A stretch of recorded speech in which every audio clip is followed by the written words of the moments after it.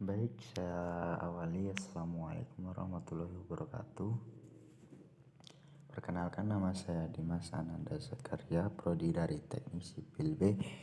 Di sini saya akan memaparkan tentang tugas pendidikan Pancasila yang bertema toleransi dan radikalisme.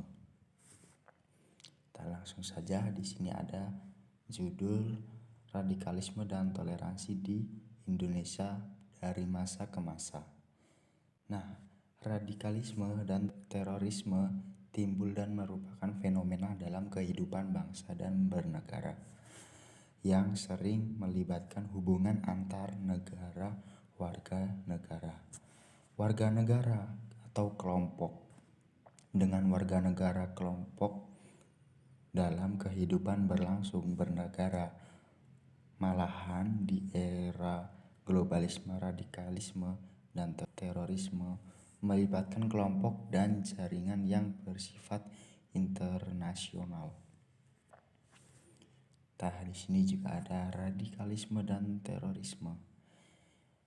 Radikalisme, apa itu radikalisme? Radikalisme adalah suatu komitmen kepada perubahan keseluruhan, yakni yang menentang struktur dasar atau fundamental, tidak hanya pada lapisan-lapisan superficial. Kata teror adalah kegiatan yang menciptakan ketakutan, kengerian, atau kekejaman oleh seseorang atau golongan. Terorisme adalah orang yang menggunakan kekerasan untuk menimbulkan rasa takut. Biasanya untuk tujuan politik. Terorisme adalah penggunaan kekerasan terhadap sasaran sipil untuk menimbulkan ketakutan sebagai usaha untuk mencapai suatu tujuan ataupun terutama tujuan politik. Next. Di sini ada perspektif kewarganegaraan. Kewarganegaraan dikenal adanya 3 kelompok, yaitu pengetahuan kewarganegaraan. Bisa diartikan bahasa Inggrisnya civic knowledge, kecakapan warga negara, civic skill. Terus watak kewarganegaraan, civic virtue. Nah, kekompakan atau kelompok-kelompok itulah yang akan menjadikan warga negara memiliki kompetensi sehingga berpendidikan sebagai warga negara yang baik atau good citizen. Next. Nah, untuk di sini dulu civic knowledge, pengetahuan kewarganegaraan, berkaitan dengan materi atau substansi yang harus diketahui warga negara. Dan mengapa politik dan pemerintah itu diperlakukan? Tujuan pemerintahan, ciri-ciri penting pemerintahan, hakikat dan tujuan konstitusi dan cara-cara alternatif mengorganisasikan pemerintahan. Next, lanjut civil watak kewarganegaraan.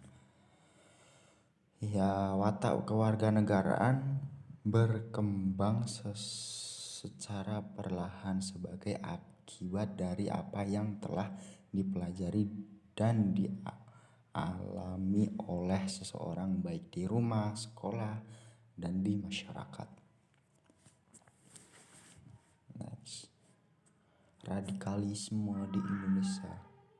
Radikalisme atau disebut indeks radikalisme ini diperlukan dari hasil penelitian kerentanan radikalisme terhadap 33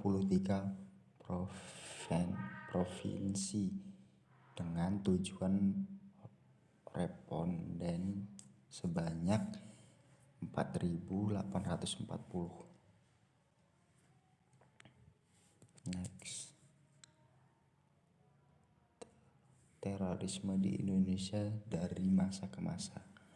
Nah, bisa dikategorikan menurut teori sejarah dalam waktu terdapat 4 hal, yaitu perkembangan.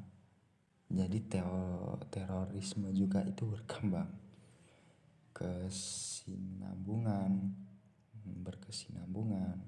pengulangan, perubahan.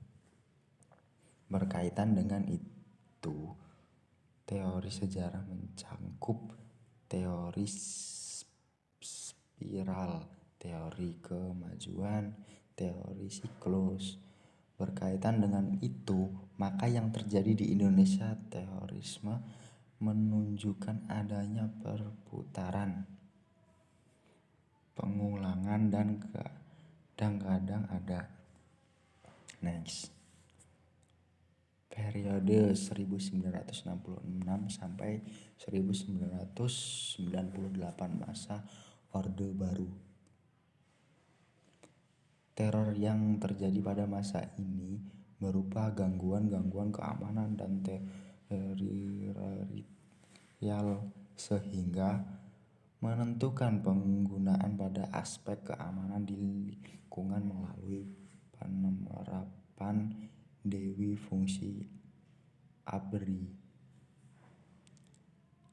Istilah terorisme lebih menunjukkan pada gerakan pengacau keamanan bersenjata, obsesi untuk mencapai terutama stabilitas keamanan dan stabilitas di berbagai bidang terjadi pada masa Orde Baru sebagai reaksi dari kondisi sebelum Orde Baru di mana Indonesia tercatat sebagai negara yang tidak stabilitas di dunia.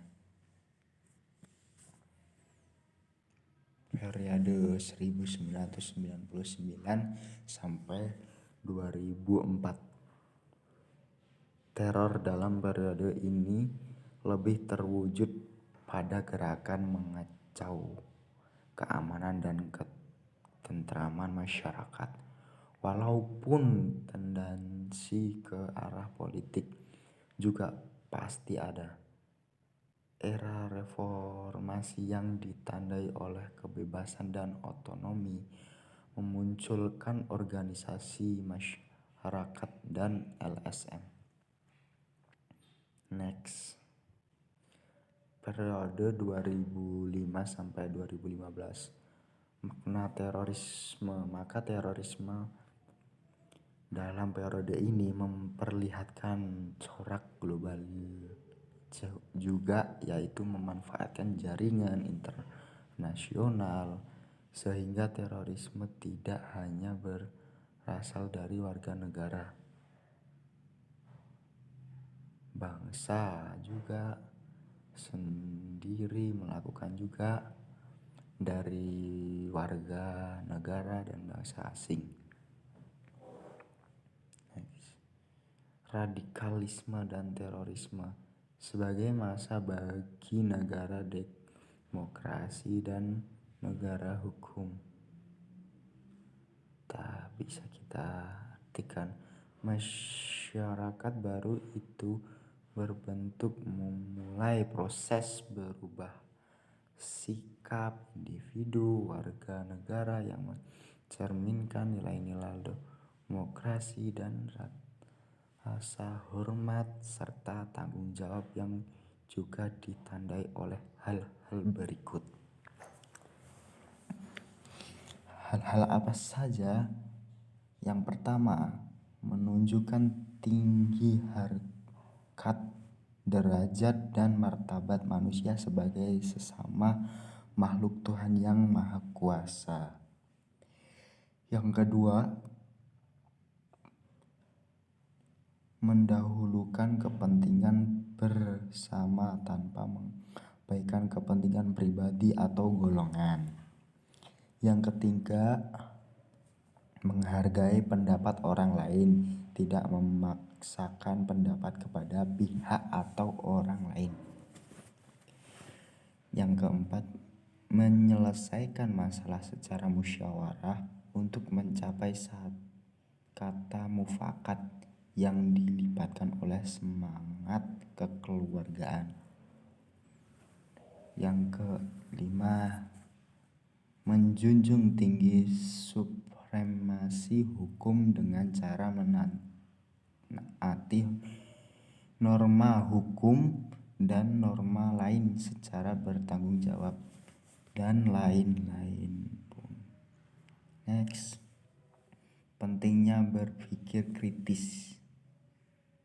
Jadi berpikir kritis itu penting bagi saya, bagi masyarakat juga penting. Kenapa sih harus berpikir kritis? Nah, di sini ada nilai-nilainya atau poin yang paling penting. Masyarakat hendaknya seseorang bersikap rasional dan menjauhkan sikap emosional, yaitu attitude yang terbawa emosi. Untuk mencegah terjadinya radikalisme, pertama-tama yang harus dilakukan ialah seorang wajib berusaha tidak berserat oleh pernyataan-pernyataan yang menyesatkan. Demokrasi membutuhkan sikap kritis, karena dalam demokrasi diasumsikan juga adanya kebebasan seperti kebebasan. Nah, yang dimaksud berpikir kritis itu apa sih? Nah, berpikir kritis itu lebih ke berpikir ke depannya. Jadi kedepannya itu kita mau dibawa kemana, negara Indonesia itu mau dibawa kemana. Nah, seperti itu mungkin itu saja yang bisa saya sampaikan. Kiranya ada tutur kata yang salah, tolong dimaafkan. Saya akhiri, assalamualaikum warahmatullahi wabarakatuh.